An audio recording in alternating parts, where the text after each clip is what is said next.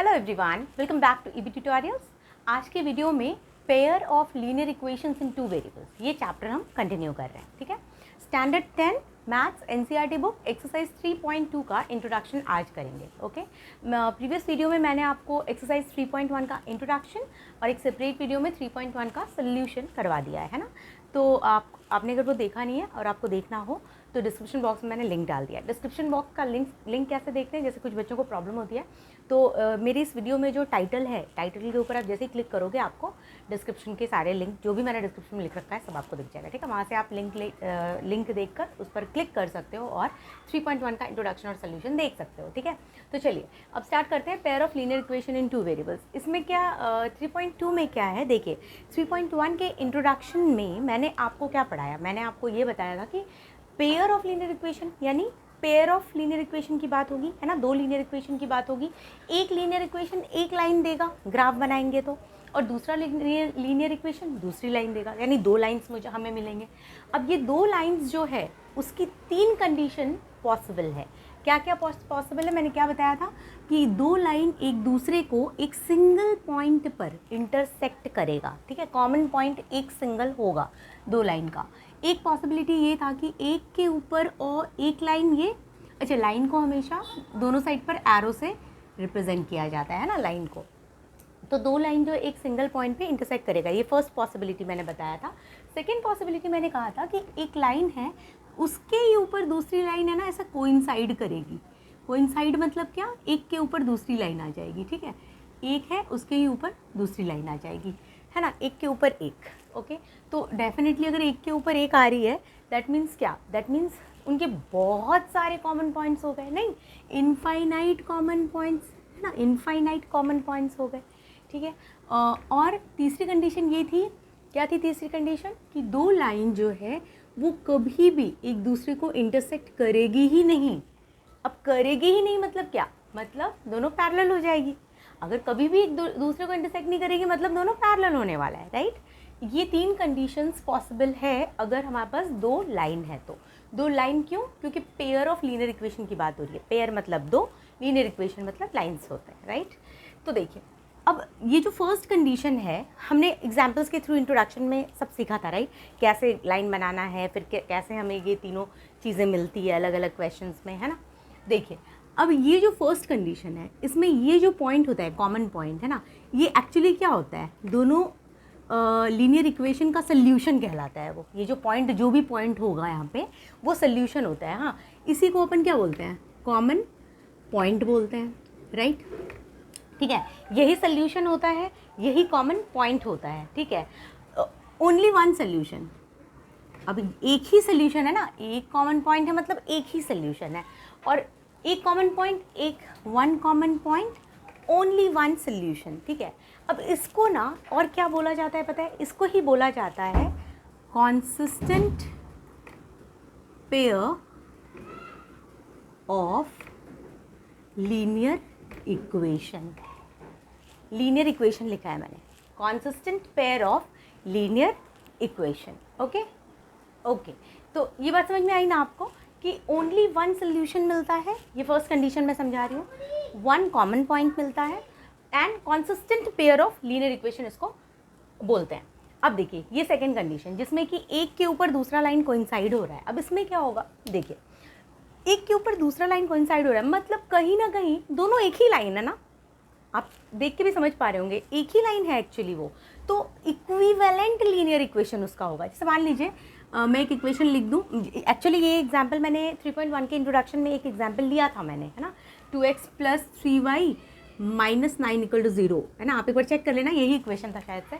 तो अगर मान लीजिए ऐसे एक इक्वेशन है और एक दूसरा इक्वेशन वो क्या करेंगे पता है, दूसरे इक्वेशन में इसके इक्विवेलेंट ले रही हूँ। इक्विवेलेंट लेने का क्या मतलब होता है पता है, इक्विवेलेंट लेने का मतलब होता है कि कोई भी नंबर से पूरे LHS RHS में मल्टीप्लाई कर दो या कोई भी नंबर से LHS RHS में डिवाइड कर दो। तो जैसे मान लीजिए मैं 2 से मल्टीप्लाई करूँ तो 4x, 2 3 = 6y 18।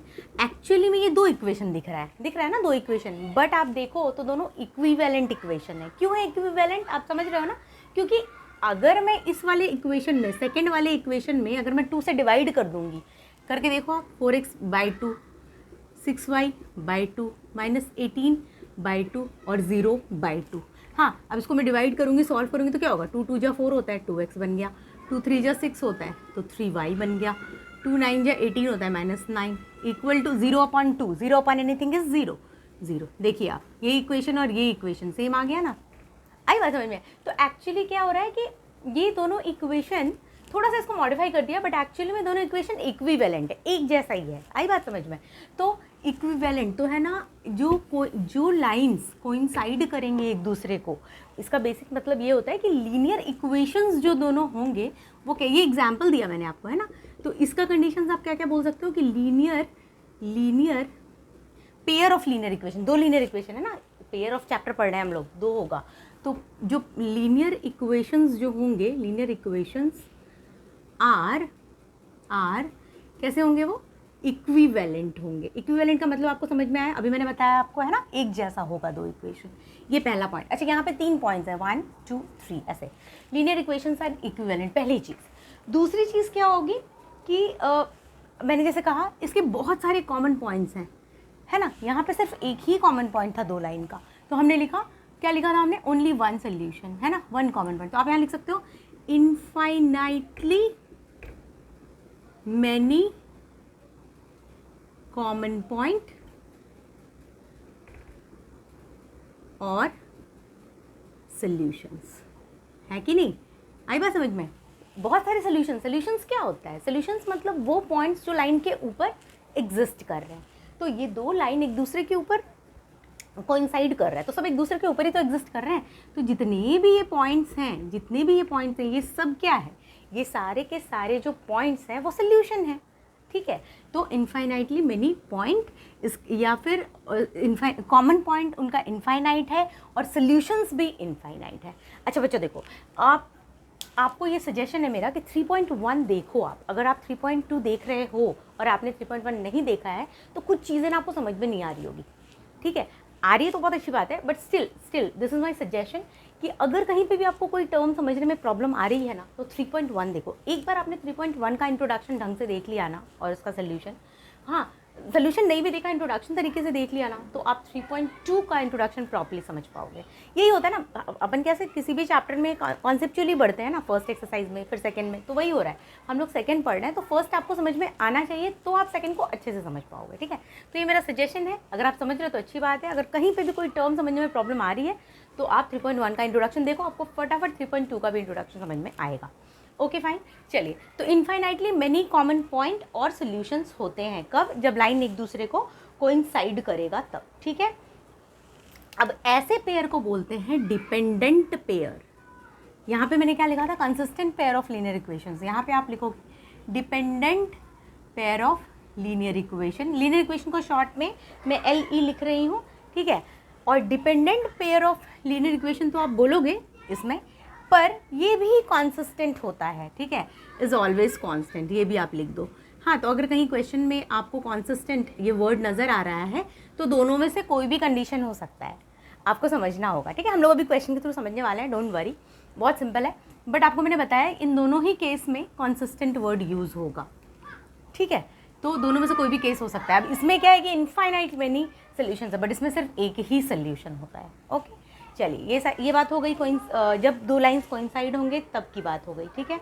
ओके, अब इसमें देखिए, ये दोनों एक दूसरे को इंटरसेक्ट कहीं पे कर ही नहीं रहा, कर रहा है क्या, नहीं, कहीं पे कर ही नहीं रहा, कोई कॉमन पॉइंट है ही नहीं। तो सबसे पहली चीज़ तो आप लिखोगे नो सोल्यूशन और no common point. Common point को ही सोल्यूशन बोलते हैं, 2 लाइन का जो कॉमन पॉइंट होता है ना, एक दूसरे को जहाँ पे वो दोनों टच कर रहे हैं, उनको ही सोल्यूशन कहते हैं, ठीक है। तो कोई सोल्यूशन ही नहीं है, no solution, no common point, ठीक है। अब ये यहाँ पे सोल्यूशन था ना, तो ये consistent pair of linear equation था। यहाँ पे भी बहुत सारे सोल्यूशंस थे, ये कॉन्सिस्टेंट थे, पर यहाँ एक भी सोल्यूशन नहीं है, तो इसको बोलेंगे inconsistent pair of linear equations, ठीक है।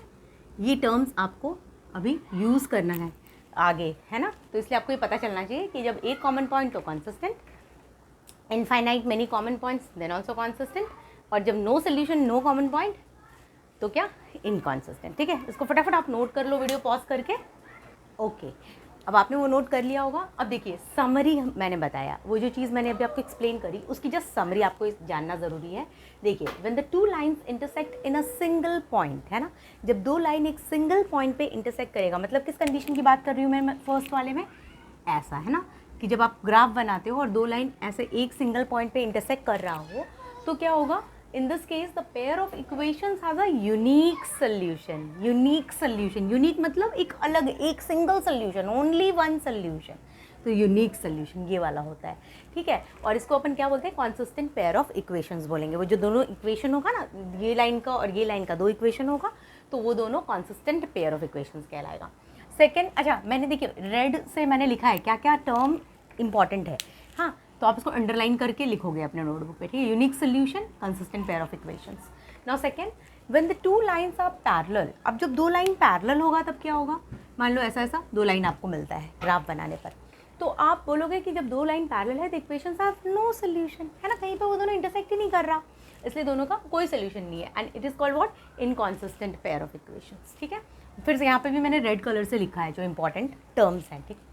ना third, when the two lines are coincident, coincident का मतलब एक के ऊपर एक, है ना, ये एक लाइन है दूसरा भी लाइन इसके ही ऊपर, ये सब लाइन के आगे पीछे एरो लगाना ज़रूरी। लाइन का मतलब ही ये होता है कि आप कितना भी एक्सटेंड कर सकते हो उसको, हाँ, तो एरो आप ग्राफ जब बनाते हो ना तो आपको दोनों साइड पे एरो डालना बहुत इंपॉर्टेंट है, उसको ही लाइन बोलते हैं, हाँ, वरना वो लाइन सेगमेंट हो जाता है अगर आप एरो नहीं डालते हो तो, लेकिन तो ये बहुत इंपॉर्टेंट, तो मार्क्स कट होगा, तो इसे आपको पता होना चाहिए। लाइन में आप आगे पीछे एरो लगाते हो, इसका मतलब line can be extended, right, कितना भी आप एक्सटेंड कर सकते हो आगे पीछे, तो आपको एरो हमेशा डालना है। तो ये जो third point, when the two lines are coincident मतलब एक के ऊपर दूसरा कोइंसिडेंट हो रहा है, तो कोइंसाइड कर रहा है, तो the equations have infinitely many solutions, ठीक है। क्यों इनफाइनाइटली मेनी सॉल्यूशंस, क्योंकि बहुत सारे पॉइंट्स उनके बीच में कॉमन है ना, एक के ऊपर एक ही आ गया तो इनफाइनाइट पॉइंट्स कॉमन है, इसलिए इनफाइनाइट मेनी सॉल्यूशंस, एंड इसको क्या बोलते हैं, डिपेंडेंट या कॉन्सिस्टेंट पेयर ऑफ इक्वेशंस, ठीक है, समझ में आया ना।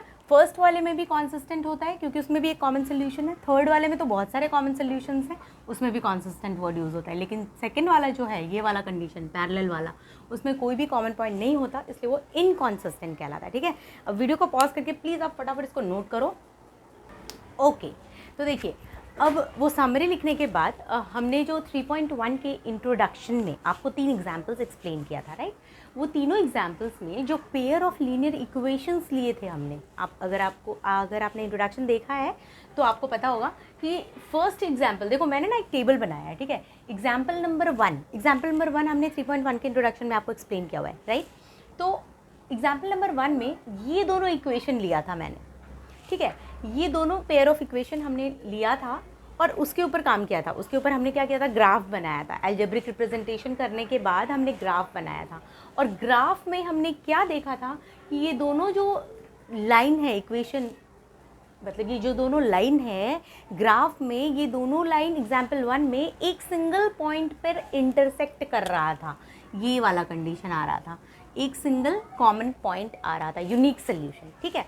तो ये फर्स्ट मैं उसकी बात पहले करूँगी, ठीक है। तो ये जो टेबल मैंने बनाया है, ठीक है, ये क्यों बनाया है, क्योंकि मुझे अब आगे आपको बताने हैं और भी बहुत सारे टर्म्स। चलिए तो स्टार्ट करते हैं। तो फर्स्ट एग्जांपल में अगर आपने नहीं भी देखा है 3.1 का इंट्रोडक्शन, तो भी ये दोनों इक्वेशन जो है आप ऐसे लो कि ये दो इक्वेशन है, अगर आप आपके ग्राफ पेपर पे ये दोनों इक्वेशन को प्लॉट करो, कैसे करते हैं, पहले टेबल बनाते हैं, एक्स का कोई वैल्यू लेते हैं, फिर उसके करस्पॉन्डिंग वाई की वैल्यू फाइंड आउट करते हैं, है ना, ये सब आपने नाइन्थ में भी सीखा था कैसे ग्राफ बनाते हैं, और अगर नहीं आपको आता है तो मैंने 3.1 के इंट्रोडक्शन में भी बताया है, आप वहाँ से भी देख सकते हो, ठीक है। तो ये दोनों जब आप लाइन बनाओगे तो वो एक सिंगल पॉइंट पे इंटरसेक्ट करेगा, ठीक है। तो ये दोनों लाइन जो है इसमें सबसे पहले आपको ये देखना है कि A1 और A2 क्या है। देखिए A1 B1, ये जो मैंने लिखा है ना A1/A2, B1/B2, C1/C2, ये सब क्या है पता है। A1 जो है ना, ये इक्वेशन है, ध्यान दीजिए, ये मैंने आपको 3.1 के इंट्रोडक्शन में जनरल फॉर्म बताया था। क्या बताया था मैंने, A1x plus B1y plus C1 equal to 0, ये जनरल फॉर्म होगा फर्स्ट इक्वेशन का, और सेकेंड इक्वेशन का होगा A2x plus B2y plus C2 equal to 0। ये मैंने आपको इंट्रोडक्शन में बताया 3.1 के इंट्रोडक्शन में, राइट। तो ये जनरल फॉर्म है linear equation in two variable का, और दो है ना, पेयर ऑफ है, तो इसलिए मैंने A1 B1 C1, ये कोई नंबर्स है, कांस्टेंट है A1 B1 C1, और A2 B2 C2 भी नंबर्स हैं। तो ये दोनों इक्वेशन ही यहाँ पे लिखा हुआ है, इसी फॉर्म में ये दोनों इक्वेशन लिखा हुआ है। तो अगर मैं a1x बोल रही हूँ तो a1x, तो a1 की वैल्यू क्या है? a1 is what? a1 is coefficient of x। तो x के आगे क्या नंबर नज़र आ रहा है आपको? कुछ नहीं, मतलब 1 बाई डिफॉल्ट। तो a1 की वैल्यू 1 हो गई यहाँ पे। a1 अपॉन a2 लिखना है मुझे, तो अपॉन a2 की वैल्यू, a2 किसकी कोफिशिएंट है? x की कोफिशिएंट। सेकेंड वाले इक्वेशन में, सेकेंड वाले इक्वेशन x का कोफिशिएंट 3 है, तो 1/3। तो a1 बाई a2 का वैल्यू क्या हो गया? 1/3। वैसे ही b1 बाई b2 की बात करो तो b1 मतलब y का कोफिशिएंट है ना, तो -2 है। और यहाँ b2 मतलब सेकेंड वाले इक्वेशन के y का कोफिशिएंट, मतलब अपॉन 4। यस। और c1/c2, c1 क्या होता है? Plus c1 equal to 0। अब यहाँ प्लस कुछ है ही नहीं, जब कुछ नहीं तो 0, c1 की वैल्यू 0 अपॉन c2 की वैल्यू क्या है? -20। आ रहा है ना समझ में? a1 b1 c1 a2 b2 c2 क्या लिया है मैंने? ओके। तो इस तरह से अब क्या करेंगे? अब कंपेयर द रेशियोज। देखिए ध्यान दीजिए, बहुत सिंपल चीज़ है, थोड़ी चीज़ें एक्सप्लेन करने के लिए सब बताना ही होगा, but they are so simple, कुछ डिफिकल्ट नहीं है, ठीक है। अब कंपेयर द रेशियोज मतलब ये रेशियो ही है ना, 1/3 एक रेशियो हो गया। अपॉन जब अपन फ्रैक्शन में कुछ लिखते हैं ना, a/b ऐसा, तो उसको रेशियो बोलते हैं। तो ये रेशियोज को कंपेयर करना है। तो आप देखो a1 बाई a2 जो है 1/3 है, और b1 बाई b2 क्या है? -2/4। अगर आप इसको कैंसिल कर भी दोगे तो क्या आएगा? -1/2 आ जाएगा। 2 2 4 होता है, तो कट होगा तो क्या होगा? -1/2। 1/3 एंड -1/2 सेम है क्या? नहीं है ना, ये दोनों सेम नहीं है। तो आप बोल सकते हो ना a1 by a2 is not equal to b1 by b2। मतलब एक रिलेशन, हमने एक कंक्लूजन निकाल लिया, हमने इन रेशियोज में से एक कंक्लूजन हमने निकाला कि भाई ये दोनों इक्वल नहीं है, ठीक है। आगे इसको मैं बताऊंगी यूज़ क्या है इसका, ठीक है। आप टेंशन लेने की जरूरत है, मैं समझते जाओ जो मैं समझा रही हूँ, ठीक है। ओके। अब ग्राफिकल रिप्रेजेंटेशन क्या है? जैसे मैंने आपसे कहा कि अगर आप इन दोनों का ग्राफ बनाओगे, जो हमने 3.1 के इंट्रोडक्शन में बनाया हुआ है एग्जाम्पल नंबर 1 में, तो जब आप बनाओगे तो आपको क्या दिखेगा? कैसा ग्राफिकल रिप्रेजेंटेशन आने वाला है? इंटरसेक्टिंग लाइन्स आएगा, है ना, एक सिंगल पॉइंट पे इंटरसेक्ट करेगा वो, ठीक है, इंटरसेक्टिंग लाइन्स, ये ग्राफिकल रिप्रेजेंटेशन होगा। आई बात समझ में? और एल्जेब्रिक रिप्रेजेंटेशन क्या हो रहा है? क्या एल्जेब्रिक रिप्रेजेंटेशन है इसका?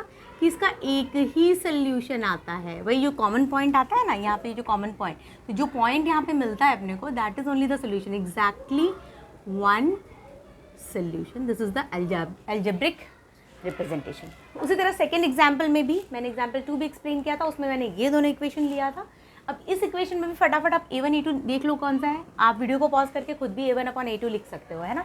a1 2/a2 4, यहाँ b1 3/b2 6, c1 -9 और c2 -18, है ना। a1 b1 c1 निकालना तो आ ही रहा होगा बच्चों, एकदम सिंपल है ना। चलिए अब 2/4 को कैंसिल करो, 2 2 4 1/2 आएगा। 3/6 को भी कैंसिल करो, 3 2 6 1/2 आएगा। इसको भी कैंसिल करो, 1/2 आएगा। तो इससे आप क्या कंक्लूजन निकाल रहे हो? कि a1 by a2 is equal to b1 by b2 is equal to c1 by c2, है कि नहीं? तीनों आपस में इक्वल हो रहा है कि नहीं? आप ध्यान से देखो एक बार, तीनों इक्वल हो रहा है या नहीं हो रहा है? हो रहा है ना, डेफिनेटली हो रहा है, तीनों इक्वल है, ठीक है। अब इसका ग्राफिकल रिप्रेजेंटेशन क्या हुआ था? हमने किया था ना, ग्राफिकल रिप्रेजेंटेशन में दोनों एक दूसरे के ऊपर कोइंसाइड कर रहा था, ऐसा ऐसा, एक के ऊपर एक, हाँ ऐसा नहीं, एक के ऊपर एक, हाँ। तो आप लिखोगे कोइंसिडेंट लाइंस, ठीक है। कोइंसिडेंट लाइंस मतलब एक दूसरे के ऊपर पूरी तरह कोइंसाइड कर रहा है, ठीक है। और इसका एल्जेब्रिक रिप्रेजेंटेशन, इसका एक ही सोल्यूशन, तो इसके कितने सोल्यूशन होंगे बच्चों? इनफाइनाइट मेनी सोल्यूशन, क्योंकि इनफाइनाइट होगा ना, बहुत सारे पॉइंट तो कॉमन है ना, एक के ऊपर एक आ गया तो बहुत सारे कॉमन पॉइंट्स हैं। सो इनफाइनाइट मैनी सॉल्यूशंस, सिंपल है बहुत, बस समझते जाओ, टेंशन मत लेना कि ये सब क्या बता रही है मैम, क्यों बता रही है ये सब, है ना। सिंपल है, बहुत सिंपल है, एंड बिलीव मी अभी ज़रूरत पड़ने वाला है आपको, तो आपको पता चल जाएगा, अच्छा ठीक है। बट बहुत ईजी है, इट्स नॉट डिफिकल्ट। हाँ, नई नई चीज़ें दिख रही है, इसका नहीं कि बहुत डिफिकल्ट है, कुछ भी डिफिकल्ट नहीं है। चलिए अब इसमें आते हैं, a1 बाई a2, फिर से a1 क्या है यहाँ पे? कुछ नहीं है, मतलब x का क्वेश्चन 1/2। आप अपने से भी लिख सकते हो, वीडियो को पॉज करके फिर देख सकते हो आपने गलत लिखा है या सही। b1 बाई b2 और -4/-12। अब इसको कैंसिल करके देखो, 2 2 4 1/2 आएगा यहाँ पे, दिस इज़ नॉट इक्वल ना, -4/-12, 4 3 12, 1/3 आता है, तो ये दोनों इक्वल आ रहे हैं, ये नहीं आ रहा, तो आप लिख सकते हो a1 by a2 is equal to b1 by b2, ये दोनों तो इक्वल आ रहा है, not equal to c1 by c2। है ना, C1/C2 इक्वल नहीं आ रहा है, ठीक है। ये रेशियोज को कंपेयर करके हमने ये निकाला, ठीक है। अब ये अगर आप रिकॉल करोगे एग्जाम्पल एक्सरसाइज 3.1 के इंट्रोडक्शन में एग्जाम्पल नंबर 3 में, तो ये दोनों इक्वेशन जो है ना एक दूसरे को कहीं पे भी इंटरसेक्ट नहीं कर रहा था, कोई कॉमन सोल्यूशन था ही नहीं, ठीक है। तो इसका ग्राफिकल रिप्रेजेंटेशन कैसा है, कैसा दिख रहा है आपको बताइए, ये कैसा नज़र आ रहा है, पैरेलल लाइंस, है ना। और आप बताओ अलजेब्रिक रिप्रेजेंटेशन क्या होगा, कितने सोल्यूशन कॉमन दिख रहे हैं, कुछ भी नहीं, है ना, नो सोल्यूशन, ठीक है। बस ये बातें बहुत इंपॉर्टेंट है, आपको नोट करना है and it is very easy, nothing at all. मुझे नहीं लगता कुछ भी इसमें ऐसा है जो समझने जैसा नहीं है ना। ये इक्वेशंस और ये सब तो मैंने 3.1 के इंट्रोडक्शन में बताया, अगर आपने देखा भी नहीं होगा तो भी आप मान के चलो कि ये दो इक्वेशन मैंने लिया है और ये अगर आप इसका ग्राफ बनाओगे तो यही सब सिचुएशन मिलने वाली है आपको, ठीक है। चलिए तो आप इसको फटाफट से नोट करो अपने नोटबुक पर, आगे देखते हैं। अच्छा, तो एक जस्ट छोटा सा फटाफट मैं आपको एक समरी बताऊं इस टेबल का, कि इस टेबल से आप क्या ऑब्जर्व कर रहे हो, आपको क्या दिख रहा है। आपको ये दिख रहा है कि ये टेबल से बस यही पता चला कि अगर कभी दो इक्वेशन दिया हुआ है, पेयर ऑफ इक्वेशन दिया हुआ है, किस फॉर्म में, इस फॉर्म में, a1x + b1y + c1 और a2x + b2y + c2 = 0, अगर इस फॉर्म में दिया हुआ है दो इक्वेशन, तो अगर वो दोनों लाइन इंटरसेक्टिंग है तो a1/a2 is not equal to b1/b2 होगा। अगर फिर से इसी फॉर्म में दो इक्वेशन दिया हुआ है और दोनों लाइन एक दूसरे को कोइंसिडेंट कर रहा है, कोइंसाइड कर रहा है, तो ये होगा सिचुएशन, है ना, a1/a2 equal to b1/b2 equal to c1/c2। और तीसरा कंडीशन है कि अगर दो इक्वेशन ऐसा दिया हुआ है, ऐसा मतलब यही इक्वेशन नहीं दिया रहेगा, इस फॉर्म में कोई भी नंबर्स वगैरह कुछ भी यूज़ हो सकते हैं ना, इस फॉर्म में दो इक्वेशंस दिए हुए हैं तो इसका मतलब, और अगर वो पैरेलल है, अगर वो पैरेलल लाइन्स है दोनों, तो ये कंडीशन फुलफिल होगा, a1/a2 equal to b1/b2 is not equal to c1/c2। आपको ना इस पे ना क्वेश्चन सॉल्व करने आगे, इसीलिए मैं इस पे आपको बार बार फोकस कर रही हूँ। ये जो पार्ट है ना, इसको आपको फोकस करना है कि जब दो इक्वेशंस दिए हैं और इंटरसेक्टिंग है तो ऐसा, दो इक्वेशंस दिए हैं कोइंसिडेंट है दोनों तो ऐसा, और दो इक्वेशंस दिए दोनों पैरेलल है तो ऐसा। इसको समराइज़ करके भी अपन लिख सकते हैं, आप इसको नोट करो। अच्छा, ठीक है, तो उसको जस्ट समराइज़ कर देती हूँ मैं, जो मैंने टेबल में आपको बताया कि अगर दो lines, if the lines are represented by this two equation, ठीक है, अगर आर अगर मान लो वो दोनों, just a moment please, sorry, okay मेरी बुक से गिर गई थी। चलो, सो आर अगर है ना, अगर ये दो लाइंस होंगे, अगर वो फर्स्ट कंडीशन अगर इंटरसेक्टिंग हुए, है ना, अगर दोनों लाइन इंटरसेक्टिंग हुआ तो क्या होगा बच्चों, अभी आपने टेबल्स में देखा रेशियोज़ का जो मैंने आपको बताया, क्या होता है जब इंटरसेक्टिंग होगा तो देन क्या होगा बच्चों, then a1/a2 is not equal to b1/b2 होगा ना, अभी आपने टेबल में देखा वो। अच्छा, सेकेंड कंडीशन, अगर इंटरसेक्टिंग हो गया, दो और सिचुएशन होता है, कौन सा, एक पैरेलल और एक कोइंसिडेंट। अगर कोइंसिडेंट हुआ तो क्या होगा, अगर कोइंसिडेंट हुआ, एक के ऊपर एक कोइंसाइड हो गया, तब क्या होगा, अभी आपने देखा था क्या होता है अगर एक के ऊपर एक कोइंसिडेंट। देखो फटाफट टेबल देखो, टेबल में देखो क्या हुआ था, a1/a2 equal to b1/b2 equal to c1/c2, right, तीनों रेशियोज इक्वल हो जाते हैं। और थर्ड था कि अगर वो दोनों जो लाइंस हैं, अगर वो दोनों पैरेलल हो गए, है ना, अगर दोनों पैरेलल हो गया, दो लाइंस अगर पैरेलल हो गया तो उस केस में क्या होगा, तो उस केस में a1/a2 equal to b1/b2 is not equal to c1/c2, ठीक है। तो ये जो समरी है कि इंटरसेक्टिंग होगा तो ऐसा, कोइंसिडेंट होगा तो ऐसा, और पैरेलल होगा तो ऐसा। आप इसको भी फटाफट नोट करो। ओके, अब हम लोग एग्जाम्पल करेंगे एनसीईआरटी के बुक का। हाँ, एनसीईआरटी बुक का आपके पास अगर बुक है तो आप ओपन कर लो सामने, ठीक है। एग्जाम्पल नंबर 4 है पहले। एग्जाम्पल नंबर 4 में क्वेश्चन है, check graphically whether the pair of equation, ये दोनों इक्वेशन गिवन है क्वेश्चन में, और वो बोल रहे हैं वो कॉन्सिस्टेंट है कि नहीं ये बताइए, और फिर अगर वो कॉन्सिस्टेंट है तो उसको ग्राफिकली सॉल्व कीजिए, ठीक है, मतलब आपको ग्राफ बनाना पड़ेगा, ठीक है। तो चलिए सोल्यूशन स्टार्ट करते हैं। देखिए, ग्राफिकली सॉल्व करने की बात हो रही है तो डेफिनेट सी बात है, ग्राफिकल सॉल्व करने के लिए आपको सबसे पहले ग्राफ बनाना है, और ग्राफ बनाने के लिए क्या करना होता है, टेबल लेना पड़ता है, ठीक है। तो हम लोग एक एक करके एक इक्वेशन का टेबल्स फॉर्म करेंगे। जैसे फर्स्ट इक्वेशन है x + 3y = 6। अब इसके लिए फॉर दिस हम लोग टेबल बनाएंगे। x की वैल्यू x और y की वैल्यू अलग अलग ली जाती है और x, y हमारा कोऑर्डिनेट फॉर्म होता है, उससे हम लोग ग्राफ बनाते हैं, है ना। तो चलिए x की वैल्यू मैंने मान लो 0 ले ली यहाँ पे। अब आप इसको सॉल्व करो अपने से, x 0 रखो, y की क्या वैल्यू होगी सोचो, 0 + 3y = 6, y = 6/3, तो y 2 हो जाएगा, होगा कि नहीं, ठीक है। तो मेरा जो पॉइंट आएगा वो आएगा 0,2। Am I correct? यस। अच्छा, ये जो पॉइंट रहता है ना उसको नाम दिया करो, it is a good practice. Point को नाम दोगे ना तो अच्छा रहेगा, ठीक है। तो मैंने ए नाम दे दिया अपने से, ये सब मैंने बताया है ना, 3.1 के भी इंट्रोडक्शन में बताया है, स्टैंडर्ड 9 में भी पढ़ाया है मैंने ये सब। हाँ चलिए, अच्छा अब है ना दूसरे में मैं क्या कर रही हूँ, वाई को 0 ले लेती हूँ अपने से। 2 पॉइंट तो मेरे को मिनिमम चाहिए, है ना, लाइन बनाने के लिए।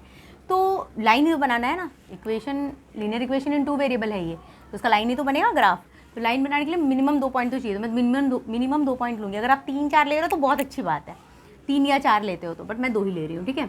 आप भी 2 लोगे तो वो भी परफेक्टली ऑल राइट। वाई की वैल्यू अगर आपने 0 ली तो यहाँ पे 0 ले लो, तो क्या होगा, x + 0 = 6, तो x की वैल्यू 6 आ जाएगी। तो मेरा जो पॉइंट आएगा b ले लेती हूँ मैं, x, y यानी 6,0, ये 2 पॉइंट्स मुझे मिल गए जो कि मैं प्लॉट करने वाली हूँ ग्राफ के ऊपर। लेकिन मुझे तो 2 लाइन बनाना है ग्राफ पे, ये भी बनाना है और ये भी, तो सेकंड वाले का भी कर लेते हैं। चलिए, तो फॉर सेकंड इक्वेशन कौन सा है, 2x - 3y = 12। अब इसके लिए ये तो काम हो गया, अब इसका काम करेंगे, x लेंगे, y लेंगे और जो कोऑर्डिनेट आएगा वो होगा x, y, है ना, ऐसे ही करते हैं। चलिए, अब इसका डिफरेंट एक्स। अच्छा देखिए, यहाँ पे मैंने 0 लिया था, ऐसा नहीं है कि आपको 0 ही लेना है, यहाँ पे 6 मतलब यहाँ y को 0 ही लेना है, ऐसा कुछ नहीं। इट्स कम्प्लीटली ऑन यू, आपको जो लेना आप लो, है ना, आप कोई भी वैल्यूज़ ले सकते हो, ठीक है। फिर से मैं x को 0 ले लेती हूँ, 0 लिया मैंने, तो यहाँ पे y की वैल्यू क्या आ जाएगी, 12/-3 यानी -4 हो जाएगा ना, ठीक है, राइट, यस, ठीक है। तो यहाँ जो पॉइंट आएगा इसको मैं नाम दे देती हूँ p, 0, -4, ओके। अब मैं x की वैल्यू लेती हूँ 3, अपने मन से ले रही हूँ मैं। ये जो वैल्यूज़ अपन ले रहे हैं ना, एक वैल्यू दूसरी वैल्यू अपन फाइंड करते हैं, जैसे x लिया तो y तो आपको फाइंड करना पड़ता है ना, y लोगे तो x फाइंड करना पड़ता है, पर जो वैल्यू आप लेते हो ना, that you have to take any value, it's not that 0 ही लेना है या 2 ही लेना है, 3 ही लेना है, ऐसा कुछ नहीं, आप कुछ भी वैल्यू अपने से ले सकते हो, है ना। ये सारी बातें आपको पता भी होगी शायद। x की वैल्यू आपने 3 ले ली, यहाँ पे मैंने ली, तो 2 3 6 होता है ना, 12 - 6 6, तो y की वैल्यू कितनी हो जाएगी बच्चों, 6/-3 यानी -2 हो जाएगा, है ना। तो p और q, ये जो नाम है, ये p q, ये सब मैं अपने मन से ले रही हूँ, है ना, क्योंकि नेमिंग करना होता है, लेबलिंग करनी होती है ग्राफ पेपर पे। हाँ, आपको नाम लिखना चाहिए पॉइंट का, इसलिए कोई भी नाम आप ले सकते हो, a b p q m n q r, आपकी मर्ज़ी, कुछ भी लो, है ना, लेकिन लेना है, ठीक है। ये हो गया। अब क्या करेंगे, अब हम ग्राफ पेपर लेंगे। अब मेरे पास तो ग्राफ पेपर यहाँ बोर्ड पे नहीं है, तो मैं ऐसे बना रही हूँ फ्री हैंड, लेकिन आप क्या करोगे, आप ग्राफ पेपर प्रॉपरली लोगे और उस पर बनाओगे, ठीक है। चलिए, तो आप ग्राफ पेपर लोगे, स्केल लोगे, पेंसिल लोगे, एकदम स्ट्रेट लाइन प्रॉपरली ड्रॉ करके प्रॉपरली बनाओगे। चलिए, क्या होता है, ये होता है, दोनों साइड एरो डाला जाता है, x डैश, यहाँ भी एरो, y नीचे, y डैश, नीचे तक पूरा दिख रहा है ना, कोई प्रॉब्लम तो नहीं है, कुछ छुप तो नहीं रहा, नहीं, ठीक है, x डैश। अब क्या, इधर अपने को कहाँ तक जाने का है, 6 तक ना, ठीक है। चलिए, 1 2 3 4 5 6, ठीक है, 7 तक ले लिया मैंने, 1 2 3 4, ठीक है, 5 एंड सो ऑन। फिर इधर -1 -2 -3 -4 -5, इधर -x -1 -2 -3 -4, ठीक है, -5 एंड सो ऑन, ठीक है, इतना हो गया। अब फटाफट प्लॉटिंग करेंगे, ठीक है। प्लॉटिंग करने के लिए मैं रेड मार्कर ले लेती हूँ, 0 2 यहाँ पे आएगा, ये पॉइंट क्या है, a 0,2, ये सब लिखना है ना, मैंने पहले भी आपको बताया, b 60 यहाँ पे है, ये भी पॉइंट आपको लिखना पड़ता है। चलिए, देन यू हैव, आप एक लाइन तो बना सकते हो, आराम से बना दो। इनको आप क्या करोगे, ज्वाइन करोगे, राइट। चलिए, आप स्केल से करोगे, मैं फ्री हैंड कर रही हूँ बच्चों, पर प्लीज़ आप स्केल से करोगे, हाँ, है ना। देखो, अब मैंने फ्री हैंड किया तो अच्छे से आया भी नहीं ना, फ्री हैंड मत करना, है ना, आपको तो स्केल से ही करना है, ठीक है। चलिए, अब थोड़ा इधर भी एक्सटेंड कर दो, हाँ, दोनों साइड एक्सटेंड करना चाहिए। स्ट्रेट लाइन आप कंसिडर करो इसको, है ना, मैं फ्री हैंड बना रही हूँ पर आप स्केल से करोगे बिल्कुल, ठीक है। ये हो गया, ठीक है। दूसरा लाइन 0, -4, 0, -4, यहाँ पे ये पॉइंट क्या है, P 0, -4। दूसरा Q 3, -2, 3, -2 मतलब यहाँ पे ना, यहाँ पे, यस 3 क्या है वो, Q है ना, तो आपको नाम डालना ज़रूरी है जैसे मैंने बोला, है ना, वरना ना मार्क्स डिडक्ट होता है, इसलिए आपको ध्यान रखना है। चलो अब इन दोनों को भी ज्वाइन करो, इसको भी आगे एक्सटेंड करो। जब आप आगे एक्सटेंड करोगे तो देखोगे कि ये जो पॉइंट आया था ना पहले वाले लाइन का, उस पर ही जाके वो इंटरसेक्ट करेगा जब आप स्केल से ड्रॉ करोगे प्रॉपर्ली, ठीक है। तो ये ना, अब आपको कुछ कंक्लूज़न कुछ ऑब्जर्व हो रहा है, आपको देख के कोई कंक्लूज़न आप निकाल पा रहे हो, है ना, बहुत सिंपल है। ये पहला लाइन, ये दूसरा लाइन, दोनों एक दूसरे को एक सिंगल पॉइंट पे इंटरसेक्ट कर रहा है। कहाँ पर, यहाँ पर। और इस पॉइंट का नाम क्या है, B6, 0, राइट, करेक्ट। आप यहाँ तक नोट करो। अब इसका ऑब्जर्वेशन फटाफट मैं लिखती हूँ। मैं अभी क्या करूँगी, ग्राफ रहने दूंगी, ये पार्ट डिलीट कर देती हूँ, ठीक है, आई मीन इरेज कर देती हूँ। आप है ना फटाफट नोट कर लो अगर आपको टेबल नोट करना है तो। चलिए अब मैं ऑब्जर्वेशन लिखती हूँ। वी ऑब्जर्व दैट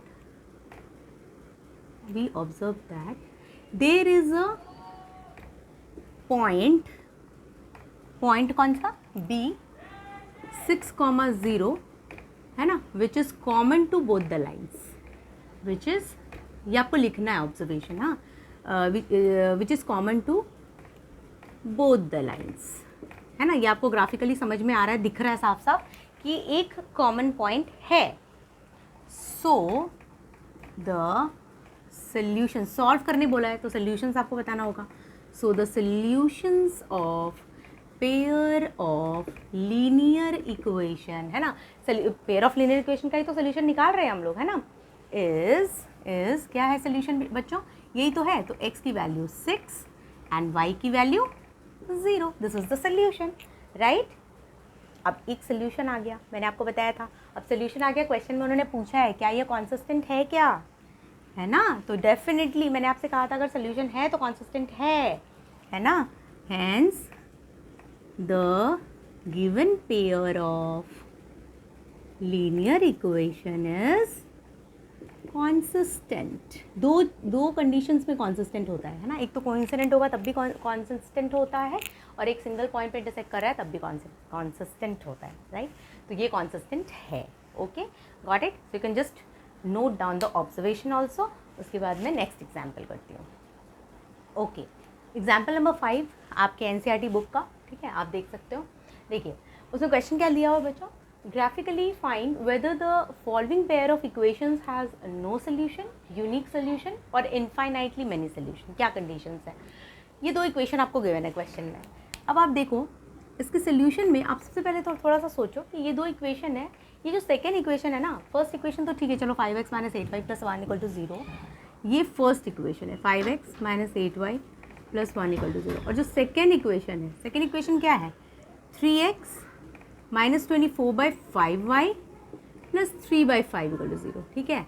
ये फर्स्ट इक्वेशन मानो, ये सेकेंड। अब सेकेंड इक्वेशन में अगर आपने, ओके, तो अब ये जो सेकेंड, अब यहाँ पे देखिए आप, ये फर्स्ट इक्वेशन, ये सेकेंड इक्वेशन, आपको ना यहाँ पे कुछ समझ में आएगा। सेकेंड इक्वेशन में अगर आपने मल्टीप्लाई कर दिया, जैसे मैंने आपको कुछ अभी थोड़ी देर पहले समझाया था, तो देखिए यहाँ पे अगर मल्टीप्लाइंग इक्वेशन 2 बाय 5/3, हाँ ध्यान दो आप, अगर आप इक्वेशन 2 को 5/3 से मल्टीप्लाई करोगे तो क्या होगा, हाँ ये वाले इक्वेशन की मैं बात कर रही हूँ। हाँ देखिए अगर आपने 3x है इसमें 5/3 से मल्टीप्लाई कर दो, हाँ LHS RHS दोनों पे किया जाता है ना, -24/5y है, इसको भी 5/3 से मल्टीप्लाई करो, फिर +3/5 है, इसको भी 5/3 से मल्टीप्लाई करो, और 0 जो है RHS उसको भी 5/3 से मल्टीप्लाई करो, तो क्या होगा, 3 कैंसिल, 5x माइनस यहाँ 5 कैंसिल, 3 8 जा 24 -8y,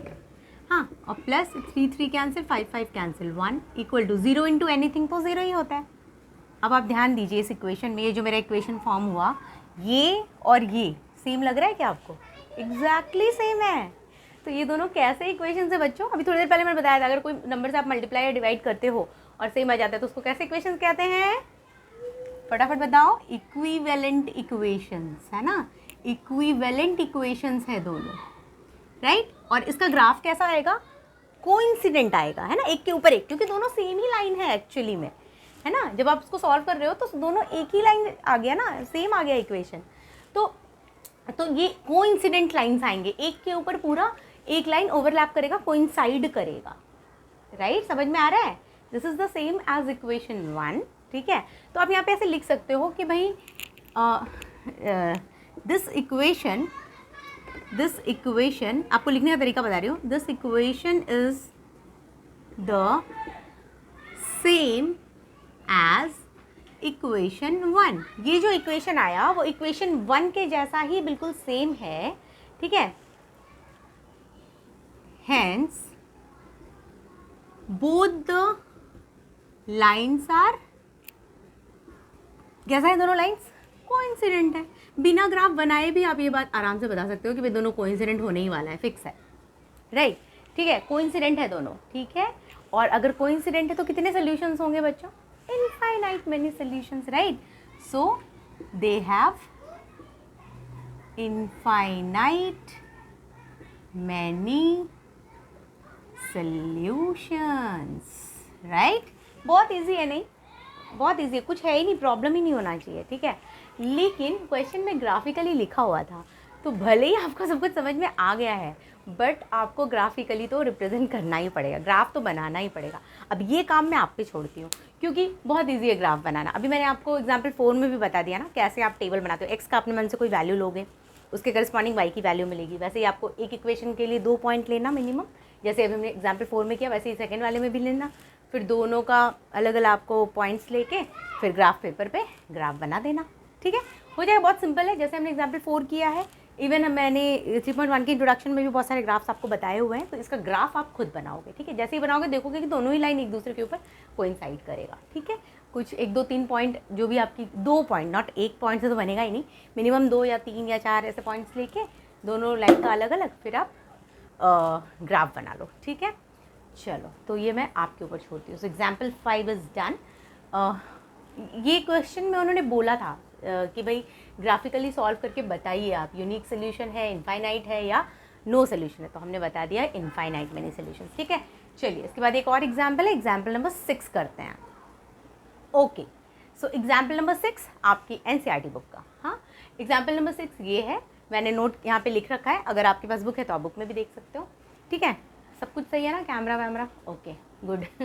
चलिए देखिए, एग्जाम्पल नंबर 6 में Champa went to a sale to purchase some pants and skirts. Champa किसी सेल में जा रही है और जाकर उसने क्या किया, वहाँ गई और जाकर उसने पैंट्स और स्कर्ट्स खरीदा है। when her friends asked her how many of each she had bought, उसके फ्रेंड्स ने उसको पूछा कि तुमने कितने स्कर्ट्स और कितने पैंट्स खरीदे हैं। तो वो आंसर क्या देती है, वो बोलती है the number of skirts is two less than twice the number of pant. मतलब जितने स्कर्ट है उससे 2 कम नंबर ऑफ पैंट्स है, and also the number of skirts is 4 less than 4 times the number of pants purchase. वो ये बताती है अपने फ्रेंड्स को। तो क्वेश्चन ये है कि हेल्प हर फ्रेंड्स, उसके फ्रेंड्स को आप हेल्प करो to find how many pants and skirts Champa bought, ठीक है। आपको उसके फ्रेंड्स को हेल्प करके, क्योंकि उसने तो घुमा घुमा के आंसर दिया ना, प्रॉपर्ली तो पता है नहीं, तो उसने ये जो भी बोला उसके इक्वेशंस फॉर्म करने हैं बेसिकली आपको, और हेल्प करना उनके फ्रेंड्स को कि चंपा ने कितना स्कर्ट और कितना पैंट्स खरीदा है। तो आप देखो यहाँ पे 2 कंडीशंस चंपा ने बताया है, 2 आंसर जब दिया उसने 2 बात बताई है, तो 2 बात बताइए मतलब 2 इक्वेशंस हमें फॉर्म करना है, ठीक है। तो चलिए अपन सोल्यूशन स्टार्ट करते हैं। तो सबसे पहली चीज़, उन्होंने स्कर्ट और पैंट 2 चीज़ खरीदा है, ठीक है। तो अपन ऐसे लिख सकते हैं, let's denote number of pants by x. हाँ, पैंट जो उसने खरीदा वो एक्स से डिनोट कर देते हैं, and number of skirts by y, ठीक है। ये हमने मान लिया कि ऐसा है, ठीक है।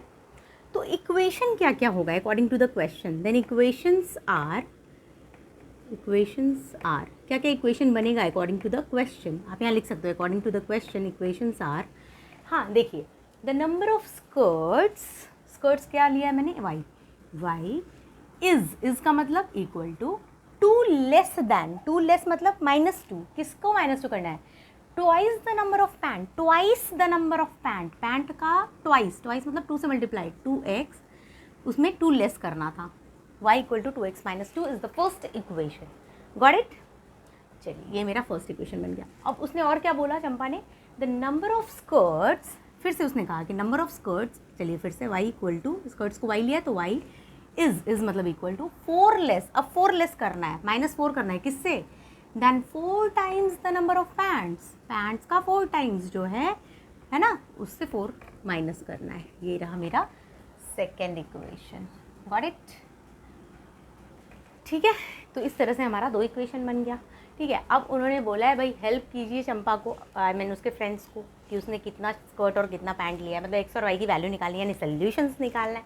और हमने ग्राफिकली सीखा है, हमें ग्राफिकली ही निकालना है इस क्वेश्चन में। ठीक है, आगे की एक्सरसाइजेज में और भी चीज़ें हम सीखने वाले हैं, सब कुछ ग्राफ से ही करना है ऐसा नहीं है, पर अभी इस क्वेश्चन में मुझे ग्राफ से ही करना है। ठीक है, तो ग्राफिकली करना है तो कैसे करोगे बच्चों, बहुत सिंपल है। 2 इक्वेशंस दिए हैं तो डेफिनेटली आपको सबसे पहले ग्राफ बनाने के लिए 2 टेबल्स बनाने पड़ेंगे, एक्स की वैल्यू लो, वाई उसके करस्पॉन्डिंग निकालो, है ना। So let's draw the graph.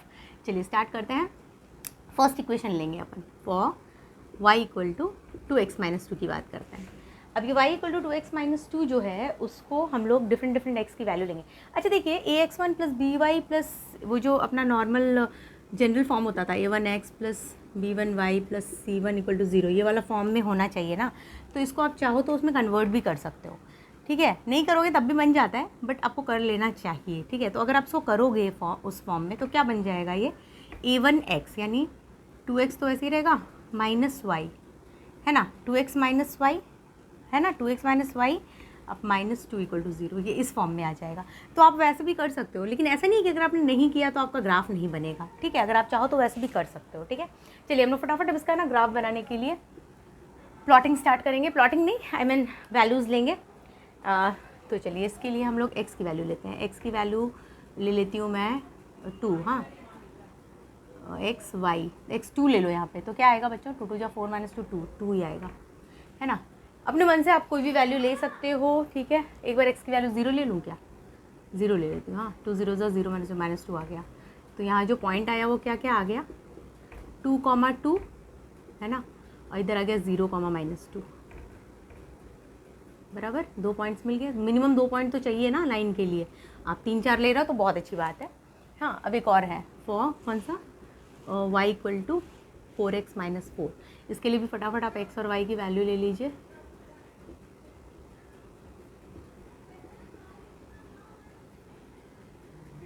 ये आप अपने मन से कर सकते हो ना बच्चों, बहुत सिंपल है। ठीक है, ऐसे नहीं कि x0 ले लेती हूँ मैं, तो y हो गया -4, तो पॉइंट बन गया 0, -4। एक और अपने मन से आप बताओ क्या लूँ, कुछ भी ले सकते हैं, कुछ भी, एनीथिंग एनीथिंग एनीथिंग। 1 ले लूँ, अगर 1 लेंगे 4 4 0 आएगा, तो यहाँ पे 1,0 एक पॉइंट हो गया, है ना। आप अपने मन से कोई भी पॉइंट ले सकते हो, ऐसे नहीं कि जो मैंने लिया वही लेना है बच्चों, है ना, आप कुछ भी ले सकते हो। जो कैलकुलेशन हम लोग ओरली करते हैं, x2 डाला, y अपने से 0 आ गया, ये ओरली अगर आप कर पा रहे हो तो ठीक है, नहीं तो रफ में आप प्रॉपर्ली पेन से भी कैलकुलेट कर सकते हो, राइट साइड में ऐसा रफ लिख के वहाँ पे भी कर सकते हो। ठीक है, यहाँ पे भी किया तो कोई प्रॉब्लम नहीं है। ठीक है, आपकी मर्जी। ओके, तो पॉइंट्स कौन कौन सा है, 2 2 0 -2 0 -4 एंड 1 0। ठीक है, चलिए अब ग्राफ पे प्लॉटिंग कर दें फटाफट। चलिए ग्राफ बनाते हैं। x positive x dash, y dash, 1 2 3 4 scale से करना है प्रॉपरली ड्रॉ। ठीक है, -1 -2 1 2 3 4 5 ऐसे चलता जाएगा, -1 -2 -3 -4, हाँ काफ़ी है इतना, y डैश। सब दिख रहा है ना, कुछ ऐसा तो नहीं है जो कैमरे में दिख नहीं रहा, आपको दिख रहा है ना। चलो ठीक है, नीचे तक दिख रहा है, कोई प्रॉब्लम नहीं है। प्लॉटिंग करते हैं फटाफट, रेड मार्कर ले लेती हूँ मैं। देखिए 2, 2 यहाँ पे, हाँ ओके। दूसरा 0, -2 0, -2 यहाँ पे, है ना। चलिए, तो ये first line y equal to 2x minus 2 हमारा बन गया, ये बन गया लाइन। ठीक है, जैसे मैंने कहा था आप पॉइंट्स को नाम दे सकते हो, यहाँ पे ए बी पी क्यू ऐसा कुछ, ठीक है। और यहाँ पे पॉइंट्स लिखना तो बहुत बहुत बहुत ज़रूरी है। कितना था ये पॉइंट बच्चों? 2,2 था ना, और यहाँ पे ये कितना था? 0,-2 था। चलिए अब सेकंड करते हैं, 0,-4, 0,-4 यहाँ पे है, ये 4 है ना, ये y है, ठीक है। 0,-4 यहाँ पे, और 1,0, 1,0 फिर से यहीं पे आया। आपने एक चीज़ देखा, पहली वाली लाइन यहीं पे से जा रही थी, दूसरी वाली भी यही पॉइंट आ गई है, मतलब इन दोनों को ज्वाइन कर दीजिए, कुछ इस तरह का बनेगा, है ना। ठीक है, मतलब क्या हुआ बच्चों? कुछ कंक्लूजन निकाल पा रहे हो क्या आप? कि ये दोनों लाइन एक सिंगल पॉइंट पे इंटरसेक्ट कर रहा है। कौन से पॉइंट पे? ये वाले पॉइंट पे। अच्छा, पॉइंट का नाम ही नहीं लिखी मैं, ऐसे एरो डाल के लिख देती हूँ, दिख नहीं रहा है ना। क्या पॉइंट था ये? 0,-4, और ये क्या था? 1,0। So both the lines are intersecting at one point. Which point? 1,0 पे दोनों इंटरसेक्ट कर रहा है। कर रहा है कि नहीं बच्चों? 1,0 पे इंटरसेक्ट, बोलिए। बिल्कुल कर रहा है ना।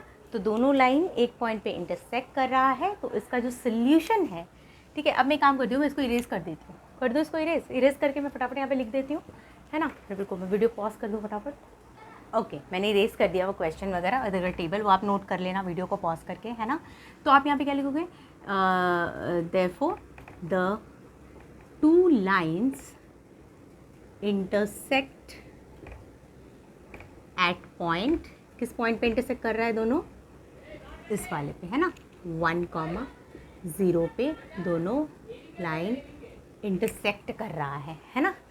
तो अगर ये इंटरसेक्ट कर रहा है, सो x = 1 and y = 0 is the solution of the given pair of linear equation. जो पेयर ऑफ लीनियर इक्वेशन है ये दोनों, है ना, of the pair of linear equation, है ना। इसका ये सोल्यूशन आ गया 1 और 0। तो x की वैल्यू 1, y की वैल्यू 0। इसका मतलब x हमने क्या माना था? पैंट ना। Hence the number of pant उसने कितना परचेज किया? द नंबर ऑफ पैंट्स, क्या नाम था उसका? चंपा ना। चंपा परचेज्ड, नंबर ऑफ पैंट जो उसने परचेज किया वो कितना परचेज किया? 1, है ना। And the number of skirts उसने कितना परचेज किया? कितना खरीदा उसने स्कर्ट्स? y की वैल्यू 0 आई है ना, skirts y। Number of skirts she purchased, she didn't purchase any skirt actually, है ना। सो एंड आप यहाँ लिख सकते हो, and she did not buy skirts, उसने स्कर्ट्स खरीदा ही नहीं है actually, did not buy skirts, है ना। बेवकूफ़ बना दिया अपने फ्रेंड्स को, कुछ से कुछ पहेली बुझा दिया, इक्वेशन बना बना के परेशान दोस्त लोग, लेकिन पता चला लास्ट में स्कर्ट उसने खरीदा ही नहीं है। सीधा सीधा बता दी होती तो इतना करना नहीं पड़ता, है ना। She did not by any skirt, उसने कोई स्कर्ट खरीदा ही नहीं है, हाँ। और जब उसके फ्रेंड्स ने पूछा तो उसने क्या क्या क्या क्या बता दिया, है ना। इतने से उतना, उसका ट्वाइस, उसका 4 टाइम्स, -2 -4 वगैरह वगैरह, है ना। तो जाके हमें इक्वेशन बनाना पड़ा एंड ऑल दैट, और पता क्या चला लास्ट में कि स्कर्ट उसने खरीदा ही नहीं है। एनीवेज, ठीक है। तो चलिए, तो इस तरह से हम सॉल्व करते हैं। नंबर ऑफ पैंट्स 1 और स्कर्ट्स 0 है, तो उसने एक भी स्कर्ट खरीदा नहीं है। Okay, I hope everything is clear. कोई डाउट है, कुछ भी पूछना हो, कोई चैप्टर आप इसके अलावा भी मुझसे पढ़ना चाहते हो 7th to 12th स्टैंडर्ड तक, तो आप कमेंट बॉक्स में मुझसे पूछ सकते हो। डाउट है वहाँ, वो भी आप कमेंट बॉक्स में मुझसे पूछ सकते हो। अगर वीडियो में सब कुछ समझ में आ रहा है, कोई प्रॉब्लम, सब अच्छा लग रहा है, तो please like my video, share it with your friends. Okay, thank you so much for watching. Good bye, take care.